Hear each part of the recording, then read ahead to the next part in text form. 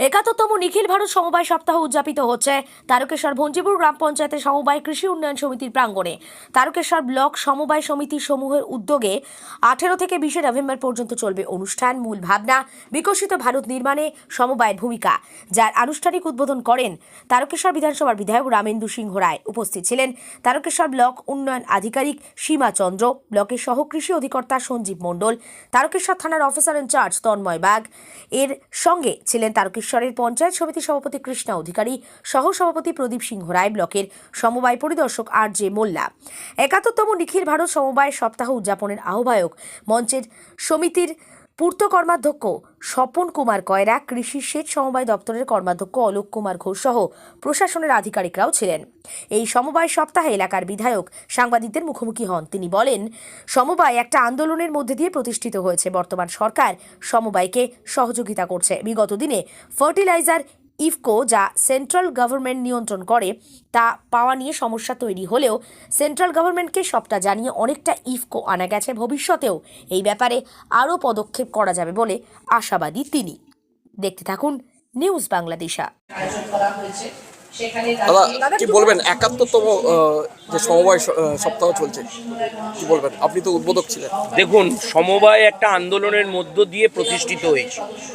বর্তমান সরকার এই সমবায়কে সর্বতোভাবে সহযোগিতা করছে। আপনারা দেখেছেন বিগত দিনে যে ফার্টিলাইজার, বিশেষ করে ইফকো, এটা সেন্ট্রাল গভর্নমেন্ট নিয়ন্ত্রণ করে। সমবায়গুলোতেই পাওয়ার কথা, কিন্তু সেগুলো পাওয়া যায় না। কিন্তু পশ্চিমবঙ্গ সরকার অনেক আগে থেকে সেন্ট্রাল গভর্নমেন্টকে তার রিকোয়ারমেন্ট দিয়ে এবারেতে অনেকটা পরিমাণ ইফকো আনতে পেরেছে। এবং পশ্চিমবঙ্গ সরকারের কৃষি বিভাগ এই সমবায়ের মধ্য দিয়ে কৃষকদেরকে ট্রেনিং দিচ্ছেন যে শুধুমাত্র ইফকোর ওপর নির্ভরশীল নয়, অন্যান্য যে সার আছে তার ওপরও নির্ভরশীল হন, তাতেও প্রোডাকশান সমানভাবে হবে। এবং সমবায় একটা হচ্ছে স্বতন্ত্র সংগঠন। এখানেতে যে সমবায় আমানত যত বেশি বৃদ্ধি হবে, তারা পশ্চিমবঙ্গ সরকারের যে সেন্ট্রাল কোঅপারেটিভ ব্যাংক আছে তার মধ্য দিয়ে তাদের ঋণের পরিমাণটা বাড়বে, আর এই ঋণ কৃষকের কাছে যাবে। তার ফলে কী হলো, কৃষক একদিকে উপকৃত হলো, আর ঋণের পরিমাণ বাড়লে সেখান থেকে যে সুদটা, এটা হচ্ছে সমবায়ের পাওনা। তাহলে সমবায়ের অর্থনৈতিক শ্রীবৃদ্ধি ঘটল। তাই এই 71তম সমবায় সপ্তাহের যে তারকেশ্বর ব্লকের অনুষ্ঠান এই বঞ্জিপুরে হচ্ছে, সকল সমবায়কে আমি সেটাই জানালাম যে আপনারা আরও বেশি কর্মঠ হন, কৃষকদের মাঝে সমস্ত বিষয়গুলোকে তুলে ধরুন, আরও কৃষককে এই সমবায়মুখী করুন, তার বেনিফিট যেন কৃষক পায় আর সমবায়ও তার বেনিফিট পায়। আর এই সমবায়ের মধ্য দিয়েই অনেক কর্মসংস্থান হবে। আজকে তারকেশ্বর ব্লকে সব সমবায় মিলিয়ে 100-র ওপর আমাদের এমপ্লয়ি আছে। আগামী দিনে যাতে এই 100টা 300 হয়, এই টার্গেট রেখে আগানোর জন্য অনুরোধ করলাম। দাদা, 71তম নিখিল ভারত সমবায় সপ্তাহ উদযাপিত হচ্ছে, কি বলবেন? দেখুন, সারা ভারতবর্ষে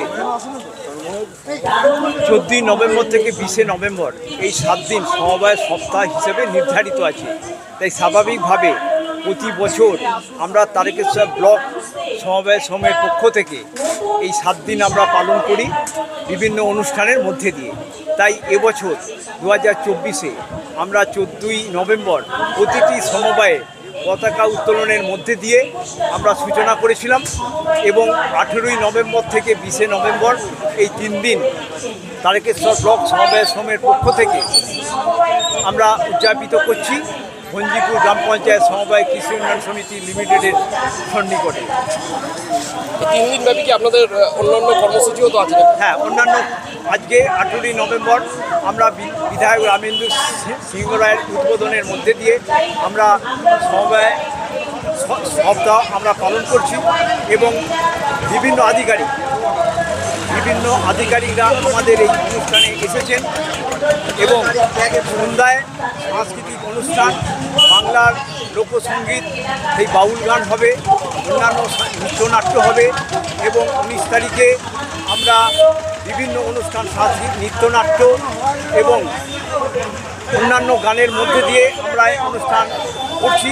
এবং 20শে নভেম্বর আমরা গ্রাম বাংলা থেকে যেটা প্রায় অবলুপ্ত হয়ে যাচ্ছে সেই যাত্রাপালা আমরা এই মঞ্চে উপস্থাপনা করব, একটা সামাজিক যাত্রাপালা সমবায়ের মধ্যে দিয়ে। সমবায়ের মধ্যে দিয়ে। আপনার নাম আর পরিচয়? আমার নাম হচ্ছে স্বপন কুমার কয়রা।